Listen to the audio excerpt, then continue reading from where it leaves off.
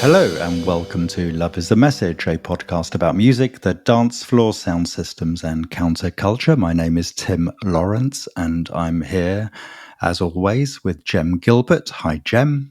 Hi, Tim. Are you excited? Excited about what?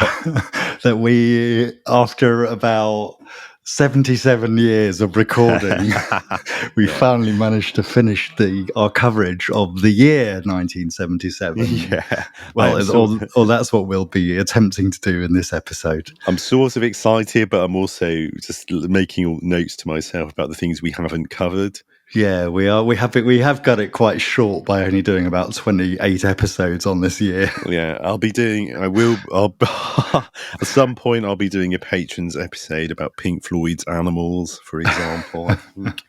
Haven't covered that, but yes, I'm pleased. So we think we're going to want to devote probably 2 episodes to this final show of the series on 1977, and the first episode of this final show is going to be focusing mainly on developments in the UK, and the second and final episode of the show, if this is making any sense, is going to be more focused on developments in the United States, and in particular New York, of course, New York City, given that that's been the thematic of the whole series. So that's what we're going to do for these next 2 episodes. Moving on, Jem, do you want to introduce today's show a little bit more? Yeah, well, we're going to talk about the broad economic, political context for 1977, at least in Britain and the States. So obviously, as we've discussed, this was an iconic year for disco. This was the year of Studio 54, Saturday Night Fever. This was the year punk broke. But it also, in New York, it's a year which still lives in memory as a time when it seemed that parts of the social fabric were really fraying at the seams.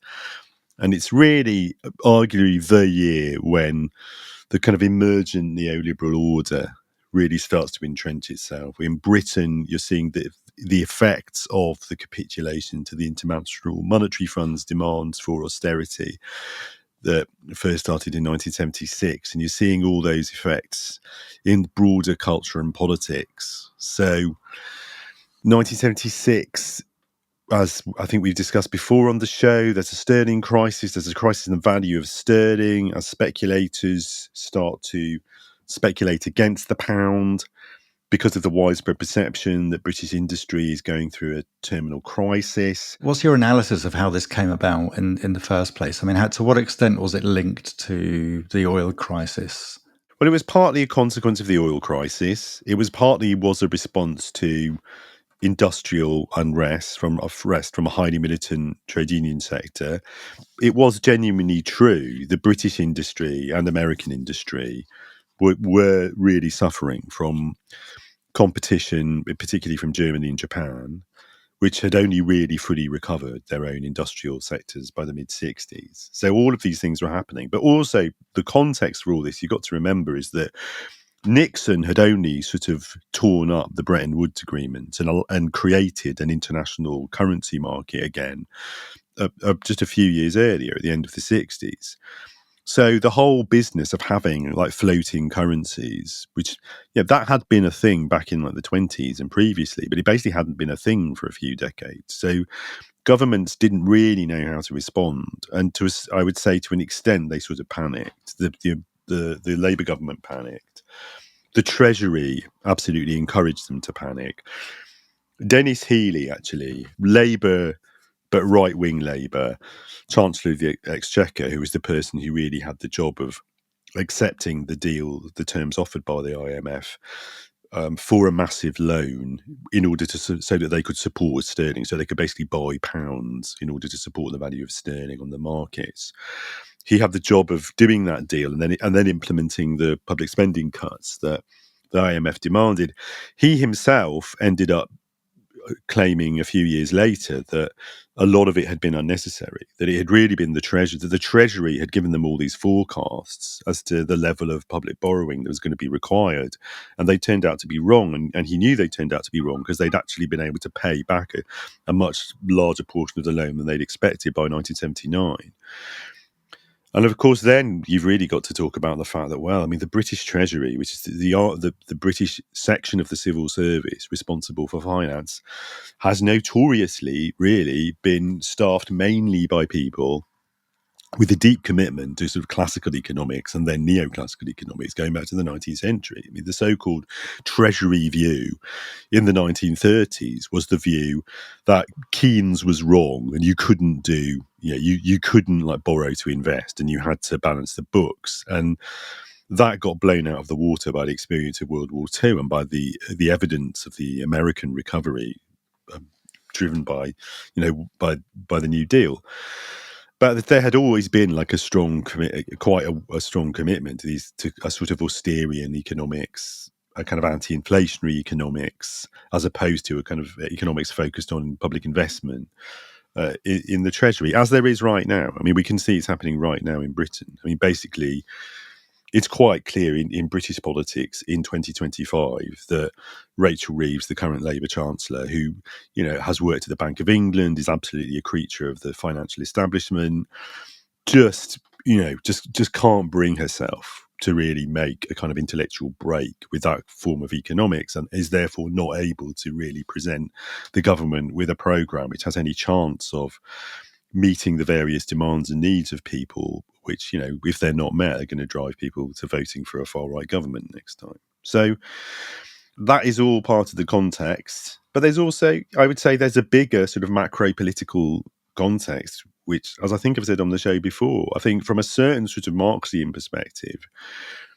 it is also true that the extent of the nationalisation of industries, the extent of the growth of the welfare state, the growth of union power and militancy in the 70s was such that Britain was at a sort of turning point where governments were either going to have to push through and make some sort of transition towards some kind of socialism, which would inevitably mean having to sort of go to war with the financial markets, having to impose strict regulations on currency, having to impose currency controls, having to impose forms of taxation, or capitulate to them, or go along with them. Because what wasn't going to happen was the currency speculators and the whole social class they belonged to saying, well, okay, then we can keep steadily moving towards something more like full social democracy if you want to. And we won't punish you for that. We'll just let you keep doing that. That was never going to happen. And so you got to the point where, that either some significant next step was going to be made in a shift away from a capitalist economy, or you were going to have to accept the discipline imposed by the IMF, by the markets, and then impose that discipline on the British working class through cuts to public services and a massive industrial unemployment. And that it was the latter route that was chosen. Well, a lot of this was going around Pinochet's Chile, and I mean Nixon, and then Ford swinging, I guess, because Ford, to a certain extent, Nixon was Keynesian in some respects.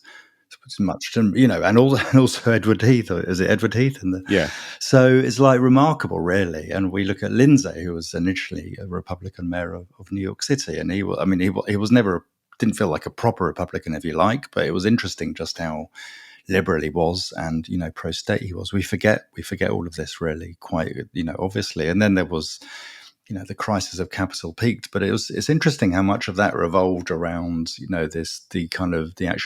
recession of 1974 really, and that was rooted in the oil crisis, which in turn was like now we're all thinking about this stuff a bit more than maybe we used to, or perhaps not, but that was kind of rooted in the oil crisis, rooted in kind of basically the Yom Kippur War, and Britain coming into the defense of Israel against Egypt, which led to the closing of the Suez Canal and the oil crisis. If it's amazing when we look back in history how much the role that is Western support for Israel has kind of led, seems to have like triggered these key kind of economic developments. If there'd been no recession in 1974, thanks to Israel's war, then who knows what would have turned out historically. Yeah, well, I think that's right. Yeah, the situation was massively exacerbated by the fact that the oil-producing countries, led by Saudi Arabia, quadrupled the price of oil.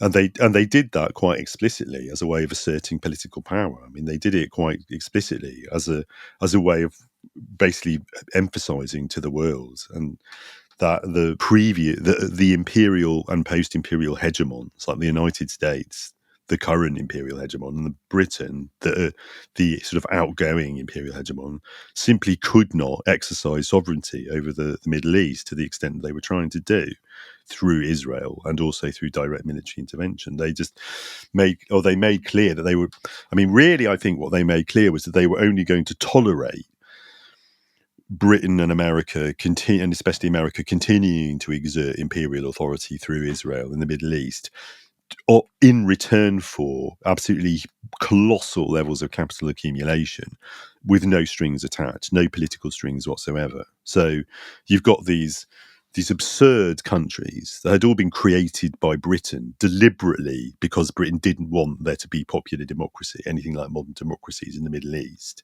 These absurd countries with these people who it's not like they'd been the ancient ruling classes or the ancient aristocracies of their countries. They were just these sort of, quite minor, like war band leaders that kind of got elevated to be like the new royal families of places like Saudi Arabia and Qatar, as just complete sort of creatures of the British, late imperial, post-imperial establishment initially.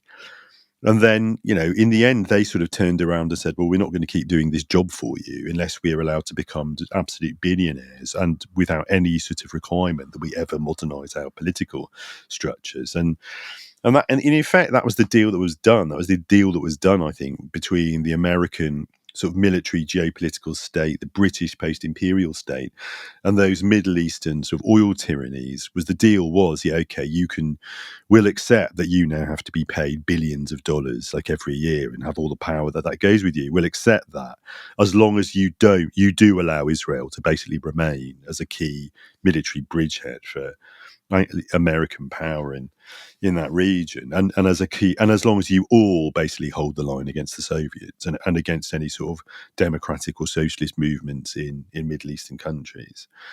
And that was the deal that was done, which we're still living with the consequences of today. Yeah, we're still seeing that right now. So that's the part of the context for this kind of massive turn to austerity. The beginnings, the first big wave of austerity since the 1930s. Which produces like a real feeling of disenfranchisement, disillusionment with people in Britain and in the States, which sort of conditions a lot of what we're going to be talking about today. Absolutely. So it was at this point in the planning for the episode that I started to think that we need a record that comes out of the UK in 1977, or was recorded in the UK in 1977. And is basically a disco record, and also taps into the theme of international espionage. And I was quite pleased to come up. I was quite pleased to come up with the Bidoo Orchestra's James Bond disco theme. Oh, excellent! Journey into fantasy. Take it away.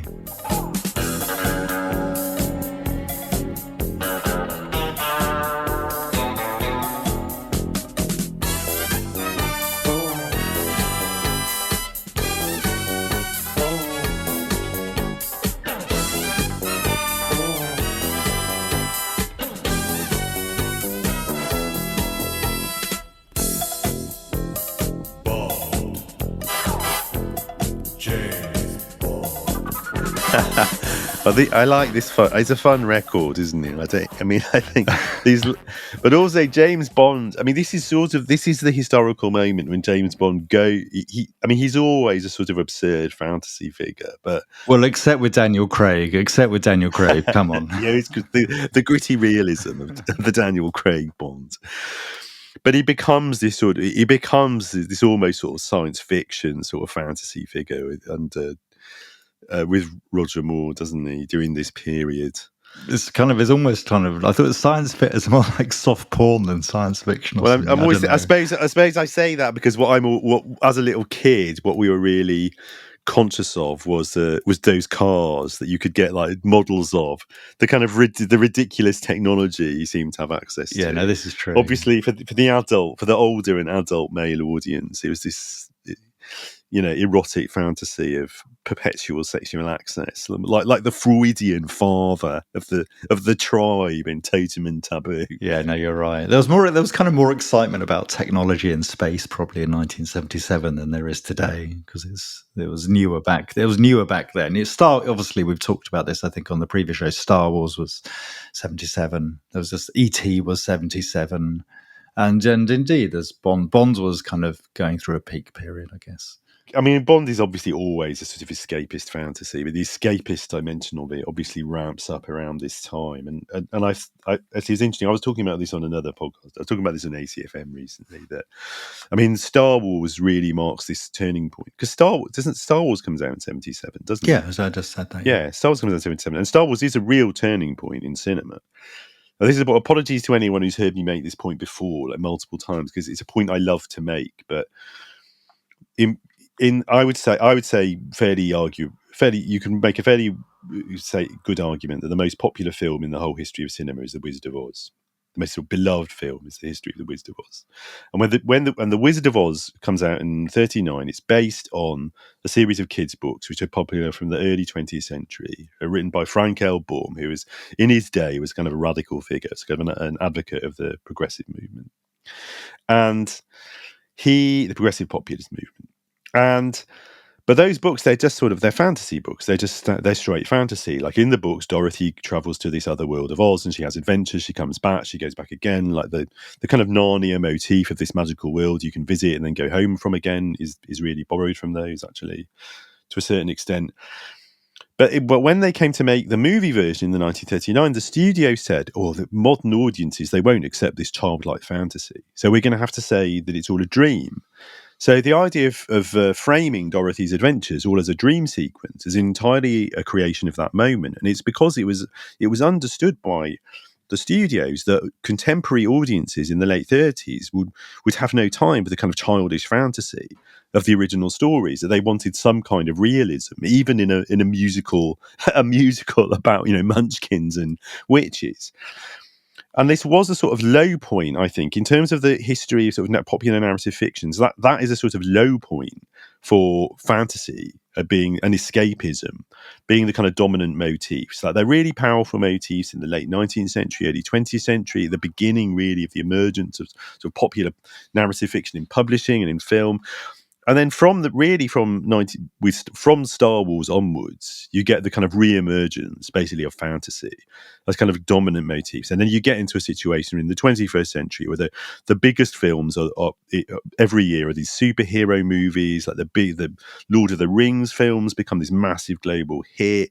Game of Thrones becomes the biggest thing ever on TV, and really sort of fantasy escapism becomes sort of huge. And I think it's not an accident on some level that it's the period of kind of heightened class consciousness and the period of successful socio-economic reform is also the period of kind of realism in popular fiction. And there's something to that Communist Party, that Stalinist belief that like socialist realism was the proper aesthetic perspective of the working class. And I'm saying this as someone, like, I've always been interested in genre fiction. Like I've read and I've liked sort of science fiction and fantasy since I was a little kid. Like I'm interested in it, and I'm not like against it. I don't like denounce it, but it is really interesting. And it's really interesting that 77 is this sort of turning point, is the turning point. And it's certainly sort of students of cinema, people who are experts of cinema will often say, look, before 70s, I mean, we talked about Taxi Driver like last time or the time before. We talked about Taxi Driver, and Taxi Driver is sort of the shift from Taxi Driver to Star Wars being like the big films coming out of Hollywood is often seen as this symbolic, this major turning point from kind of serious kind of art cinema to kind of escapist spectacle being like the main things that Hollywood is trying to produce. And I think it is. So, and James Bond sort of, the shift in James Bond sort of tracks that a little bit, I think. Yeah, it's interesting. I mean, The Taxi Driver was a budget. I don't know. It wasn't a big budget film for sure, but there's definitely a shift goes. It does seem like a shift is going on in 70s. I mean, we of course sci-fi itself can be a way of exploring radical possibilities, but Well, we I think you've got. Let's be clear. Star Wars is not science fiction. It's science. I mean, George Lucas himself always said no. It's science fantasy. right. Okay. It's set in a galaxy far, far away, long, long ago. So it's not science fiction. It's not imagining a future. And I would say of course, yeah, there's the science fiction cinema in the early 70s, like 2000 AD or Silent Running, has a much more serious kind of political and philosophical purpose. And it's part of that. And so we're talking about a shift from science fiction to sort of science fantasy. Of course, there's still important science fiction that gets made. There's things like Blade Runner, but Star Wars is really part of this shift to sort of fantasy. I mean, Star Wars is about the Jedi are wizards. They're not really using like technology that anyone thinks is going to be sort of produced in the next 10 years or something. I guess there is also, particularly within music culture, there's a reaction against what seems to be too much escapism. And one of the things that's motivating punk is the belief that, well, actually, it's the hippies, the prog rockers, and it's interesting from this point of view, actually, because of course, prog rock, even like Led Zeppelin on Led Zeppelin 4, for example, they're all sort of fascinated by Tolkien. They're the first people to get really into Tolkien, actually. And so they're already really into this sort of escapism. And the punks are sort of one way of understanding what's going on with the punks is they're sort of sounding a warning. They're saying, look, this isn't the time for escapism. This is a time for urgent realism, the time to confront immediate reality and to fight back against declining conditions. And that's part of the condition for that. So I was going to go on and talk about the jail now from that, but did you want to say anything else before I do? I just wanted to kind of acknowledge Biddu as a kind of this interesting figure, actually. Oh, yeah, I don't know how much we've discussed him before. No, his full name is Biddu Appaya, and he's British Indian, and was born in Bangalore, and I'm not quite sure at what age he moved to England following the kind of, the end of the British Empire in India, or British presence in India.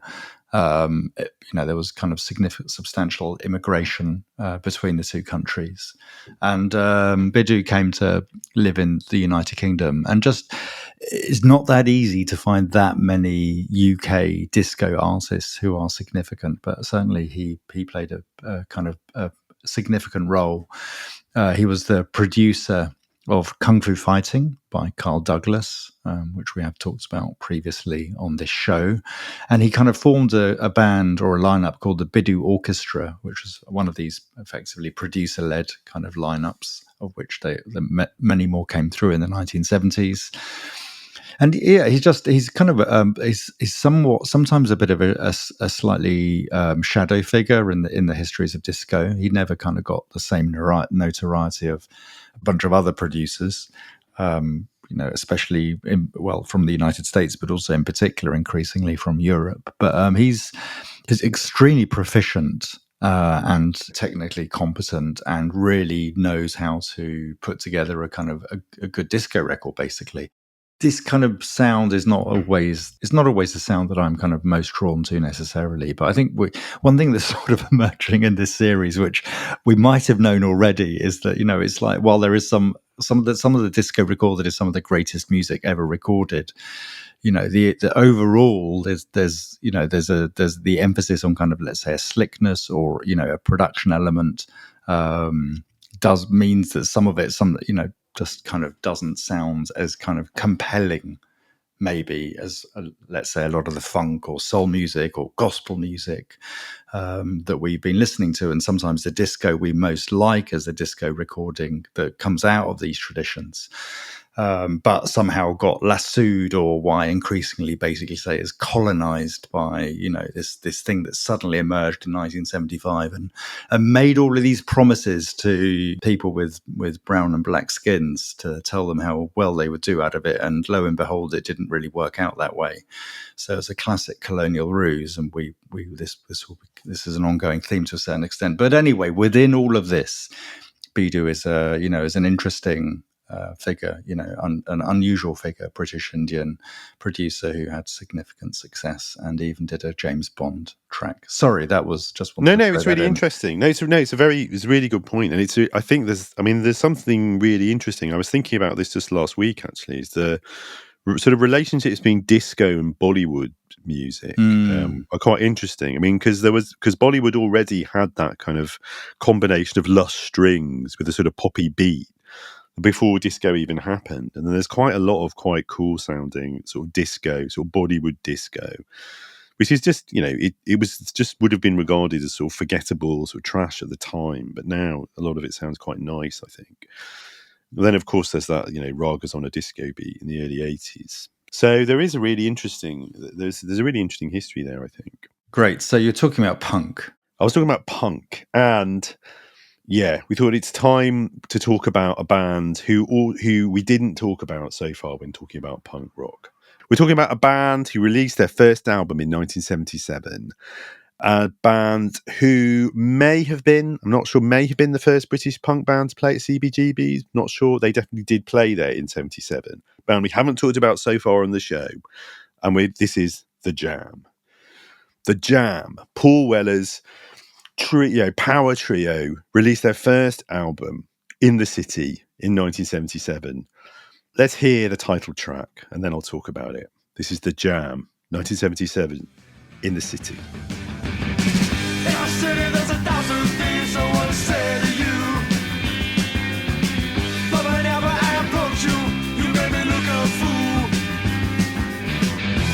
I want to say it, I want to tell you about the young ideas, about your time there made a face. In our city there's 1,000 faces are shining bright. In this city, there's 1,000 things I want to say to you. Still a really sort of compelling sort of anthem of youthful frustration, urgency, energy.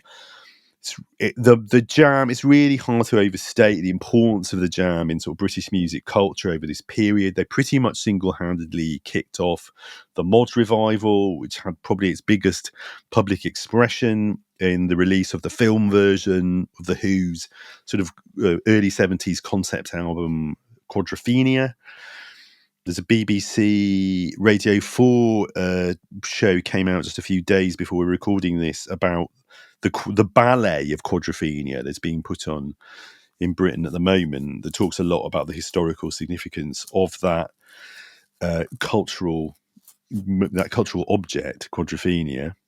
That's quite good. I've got there's a couple of snippets of an interview from me on it. This is the BBC that's complicit with genocide you're referring to here, is it? Oh, okay. Well, I thought so. Just wanted to check. Good old BBC.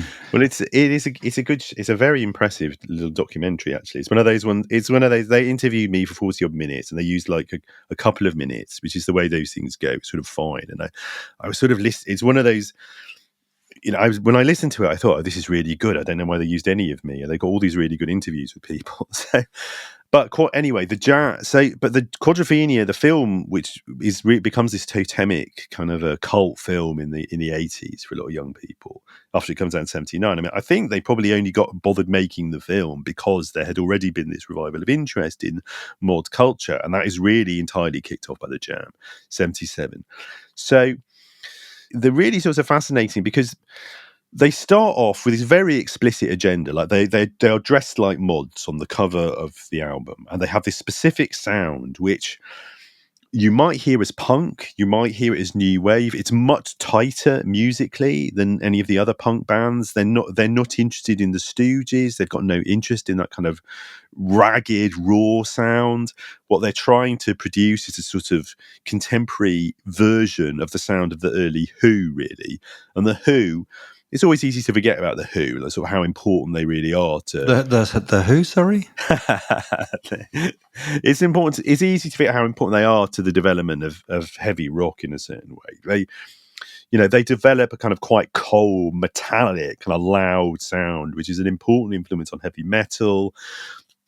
They become like one of the first really big stadium rock bands in the States. But initially, the Who are a mod band, and they're arguably the most successful of the mod bands. And we've talked about mod on the show before, both in main episodes and in patrons episodes quite a bit. So I'm not going to dwell on it too much here. But it's kind of fascinating that they're already looking back, and this is 1977, so they're sort of looking back already to this lost moment of the mid-60s, the moment of optimism, really, in British youth culture, which for very good, solid economic reasons has already gone. But also, rather like the early Who and some of the other mod bands, they seem to be sort of annoyed, although it's not totally clear what they're annoyed about. Because so the song itself is all about you've got to listen to the young ideas, and we're in the city. This is kind of like the Clash. They sort of celebrate the idea of kind of urban life. I mean, it's not, but it's quite incoherent. I mean, it's very compelling, so musically, and I have to say, I do think the lyrics are pretty articulate. Like in some ways, I think they're more articulate than any of the other punk bands, really. The British punk bands of that wave, part maybe from the Adverts, actually, we haven't talked about on the show. Maybe we'll talk about them one day. But it's not clear, like, what the political, as is often the case with punk, it's not clear what the political valency of it is. And in 79, Weller will go on record saying he's voting for Thatcher, although this is partly because he's so annoyed with the Labour government, which for reasons we've already explained. Really? Today. He said he was going to vote for Thatcher? He says he voted for Thatcher in 79. It was, I think it's seen as, an expression of how angry he was with the Labour government, which were really seen as having betrayed the working class by many people. I mean, Weller's own background, he's from Woking. He's from a town, not that far from London in the south of England, but not from London. I'm not sure what his sort of class background is, actually, but I don't think he came from a privileged background. But Weller very famously goes through this extraordinary process of political and sort of musical maturation. So by the early 80s, the Jam are producing these incredibly articulate, like very compelling, kind of very exciting sort of, 3-minute sort of new wave, sort of energetic rock anthems, things like Going Underground and Eton Rifles. And Weller becomes much more politically mature. And he becomes the only really significant figure to come out of that punk scene to identify himself clearly with the Labour left, not with some sort of incoherent anarchism, not with some general anti-politics, but with the project to, build socialism and the project of nuclear disarmament as well. He's a big supporter of CND. And then when he leaves, when the Jam dissolve in the early 80s at the height of their success, he forms a new band called the Style Council, which is deliberately trying to draw more on soul music. And it's trying to produce sort of soul. With very explicitly sort of politically conscious lyrics. And in some ways, I have to say, I think the Style Council are probably the most successful of a range of bands who are trying to do more deliberately commercial sort of pop or sort of what soul in the early 80s, but with a politically conscious message. So it's really interesting figure. The Jam were my favourite band when I was it must have been 79, maybe as 8. You and David Cameron. Oh, right, it's David Cameron. Oh dear. Well, well, there's always complexity, isn't there? There is. Yeah. No, they were just, well, I remember, so I'm just trying to remember of the individual, because Sound Effects was maybe the first Jam album I bought, but I remember tracks like Funeral Pyre, and but I was into the Who. We've talked about this before, and it's not that interesting, but I was into the Who, and I was into Bowie, and they were and then I got into things like Ultravox and early Duran Duran and first Spandau Ballet album, all Human League, all these synthesizer records that were coming through. But the Jam were very, very, very convincing, and there was always something kind of very dynamic about their music. And the Style Council were just sensational. And we loved it, but I think but it didn't come out of nowhere. And there was a bit of a sense of kind of rawness and anger expressed in the Jam. I'm just trying to remember some of the records that were on that sound effect. Do do do do do do do do do. Something about, anyway. I'd have to look it up on Discogs, but yeah, they were very influential. Yeah, absolutely. I mean, to me, there's quite an interesting affinity with Blondie, in that Blondie are also sort of looking back to sort of imagined 50s or 60s on their first album. They've got this very similar kind of style of dress, actually, that's looking back to sort of pre-hippie fashions, kind of thin ties, jackets. And they've got this sound, which is they go to different places, but they're trying to play with some of the same elements. They're trying to see what happens if you take a basic, sort of quite primitive rock and roll, and then you give it a slightly more contemporary twist. You make it less bluesy than sort of 60s rock. It's more sort of European. It's sort of more white sounding in a way. Although in the case of the Jam, they're always very conscious of the roots of mod culture in its relationship with soul. And so they're sort of new wave. They're sort of the first British new wave band, Jam. It's funny because it's always been a point of contention whether they count as a punk band. It's often said that the founding four British punk bands were the Jam, the Damned, the Pistols, and the Clash. But the Jam didn't consider themselves punks. They considered themselves mods. And whatever that meant, and in a way, I think they're sort of the first. They're actually the first sort of British new wave band, I'd say. They're both incredibly influential on kind of 80s kind of indie rock and various kinds of things, but they're also sort of sui generis. Sort of no one else can quite do what they do. They have these incredibly compelling bass lines, like right from the start, very tight, incredibly tight, famously tight rhythm section, and this use of the kind of angular guitar sound, which is obviously coming from sort of Pete Townshend's guitar sound, but is doing something quite different with it. It's doing it with a kind of economy, which Pete Townshend was never really interested in. Well, it's got that garage. We just like that kind of. It's not that far of when we were talking about the Stooges or garage rock kind of sound. It's quite raw, but it's got an energy basically. But it's not kind of just. It's not just aggression. It is quite rooted in rhythm and blues. Yes, it is. Yes, that's true. Whenever I go through my 7-inch singles, maybe preparing for a party or something, always right. If I ever get to the back of those 7-inch singles, there's always all these Jam singles.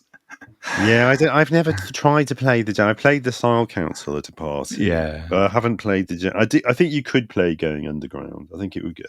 I think people would like that.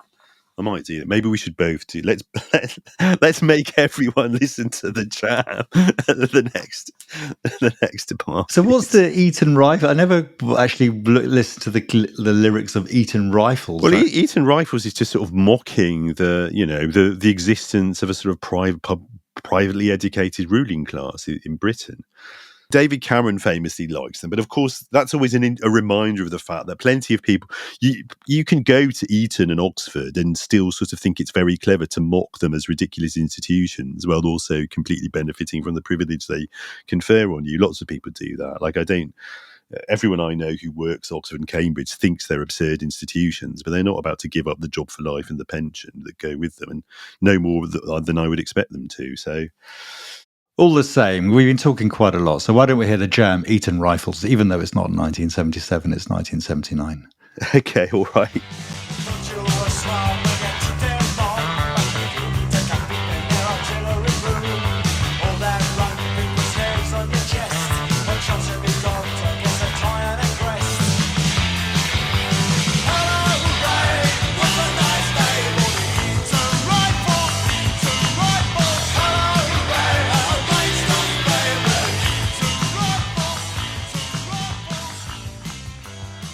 Okay, so next, where are we going to now? Well, what else is going on in 1977? In Britain and in the States, you are looking at two countries of really under the shadow of imperial failure. And Britain's empire is gone, has gone, is going, the last remnants of it are going. And very famously, Britain's sense of itself is really in question. Like, what does Britain even mean? And Britain is really feeling miserable because of the austerity program.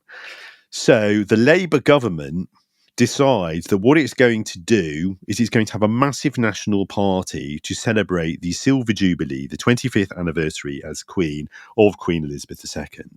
I remember this very clearly as a kid. I really had very little idea of what it meant. I knew that my family didn't believe in having a queen, But I also knew that as a 5-year-old from most of 1977, I was very fond of shiny things and the colour silver. And so I quite enjoyed like being surrounded by things that were silver, like people's, seeing kind of silver paint sprayed everywhere, silver things fluttering around. I thought it was I thought of it as a celebration of silver. I thought it was really about silver, the Silver Jubilee. I didn't really understand that it was about the monarchy.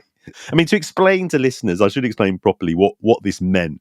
What it meant was, firstly, the country was encouraged to hold kind of street parties, festivals in parks, kind of national celebrations, like as much as possible. So all kinds of public institutions like schools were encouraged to decorate themselves for the Silver Jubilee, to encourage the children to put up bunting, to put Union Jacks everywhere. That's sort of my recollection of it. I mean, really, what this was actually, interestingly, was this was the Labour government trying to kind of relive the glory days of the post-war Labour government and the Festival of Britain in 1951, the 1951 Festival of Britain, which we don't really have time to talk about now, but which was a sort of national celebration. But it was a national celebration of modernity and democracy. The Queen hardly came into it. But in 1977, they didn't really think there was much modernity or democracy to be celebrated going on. I mean, this was a government elected with having lost the actual the popular vote to the Tories, like whose own supporters were deserting them in droves. And so they latched, and it was the Queen's 25th anniversary. So they latched onto that as a kind of general symbol of national togetherness. But Tim, so what are your recollections of the Silver Jubilee? Yeah, I have very. I'm just trying to. I'm racking my brains, and I'm coming up with very little. I'm less sure about my mum, but my dad was a Republican. We sort of kept ourselves to ourselves. I don't remember any street parties, or I kind of have a vague memory of like maybe this was the first time I saw some mugs fly, people buying a mug with the picture of the Queen on it. Yeah. That's kind of more or less it. I mean, and obviously, the Sex Pistols, I do, you can't not remember the Sex Pistols. So that's the overriding thing. Yeah, I think I probably wouldn't have remembered it as well if I'd been like 8 or 9, like you were. It was because I was a 5. I was a really little kid, and it was like, to a little kid, it just meant you got to use the silver Crayola crayon a lot more than you would have done normally. So, yes, well, you've told us all about your obsession with silver, and I will be a little more careful when handling loose change around you in the future. But I do remember this. Well, okay, one thing I remember is I was definitely getting reasonably clearly is I was watching Top of the Pops, which was a very popular show, chart hit show back in that period, and never to quite be repeated really. In terms of getting a national audience. These were the days of kind of national TV where you would get sort of mass audiences kind of quite regularly for these sort of occasions. And I very clearly do remember like this record being banned, basically. And this record, of course, this is the Sex Pistols, God Save the Queen. I think maybe their second big hit after Anarchy in the UK. Not sure actually. They might can't remember whether Pretty Vacant was released before or after this. But obviously, I would say the only really political track they released, making a very clear sort of protest against the kind of national spectacle. And, with quite an articulate lyric, God Save the Queen, the fascist regime, and I think the single most famous and most poignant line of lyric John Lydon ever wrote: "There is no future in England's dreaming." And it's the song where they scream "No future, no future." And it really does, I think, give expression to what punk was really responding to, as we've said on the show before. What punk was responding to, it wasn't really the sort of persistence of capitalist oppression or state-sanctified hierarchy. That some of the more articulate and politically sophisticated people to come out of the punk movement would eventually decide that was what they were really against. But what they was really responding to was the very immediate sense that what the IMF mandated austerity program meant was an end to the period of expansion which had been carrying on since World War II, which had guaranteed a future for the people who were able to benefit from it. It was the sense that the future prospects for young people were contracting, and they would never fully recover.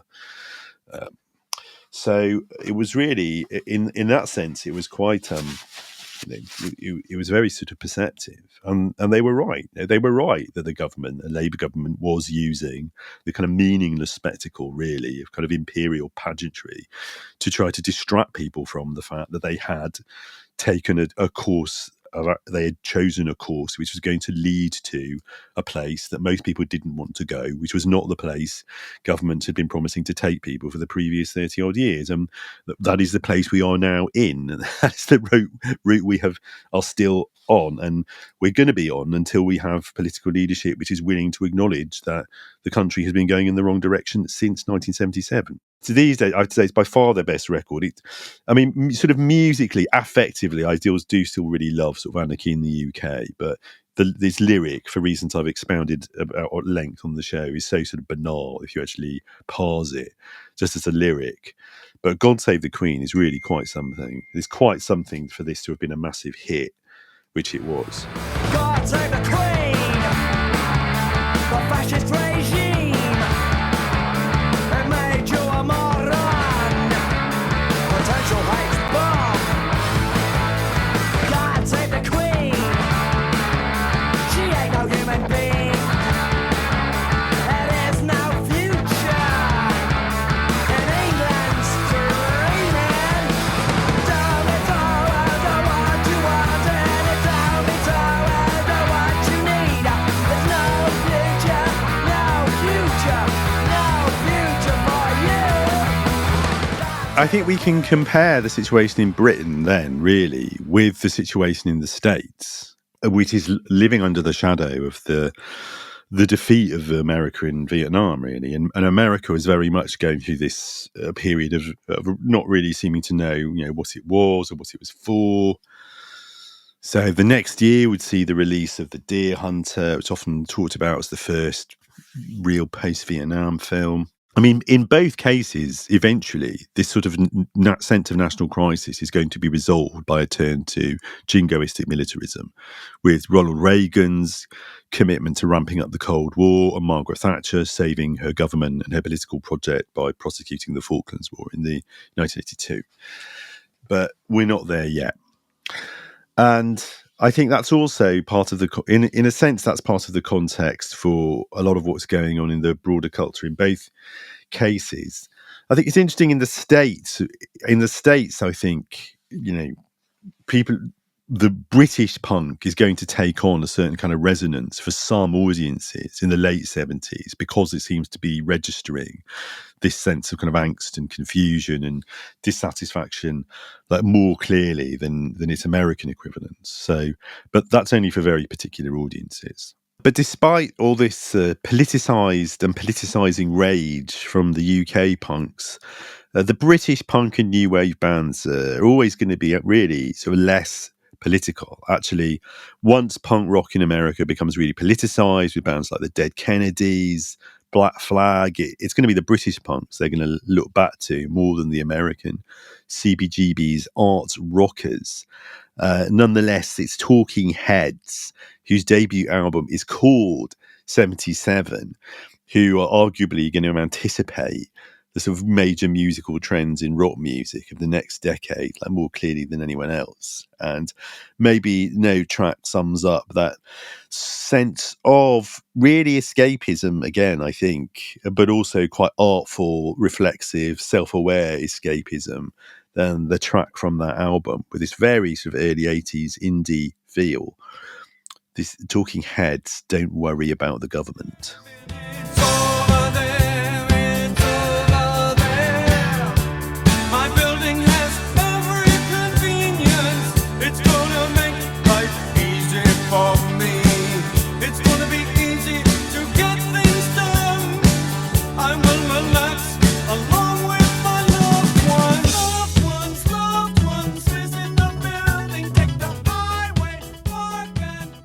So Talking Heads were not worrying about the government, Tim. They probably should have been worrying about the government, shouldn't they? It's interesting, and so there was a sort of a slightly we talked about this a few shows ago. It was a relatively benign situation, but yeah, of course, it's. I mean, there's also the question of like what musicians are responsible to be writing their lyrics about and and doing. Like we can blame them for the rise of neoliberal capitalism, but I know you're not doing that. Which is probably good, but I think the point remains as well that overall we could probably say that the punk and new wave coming out of New York City was more interesting than a lot of the punk coming out of the United Kingdom, but it was also less political.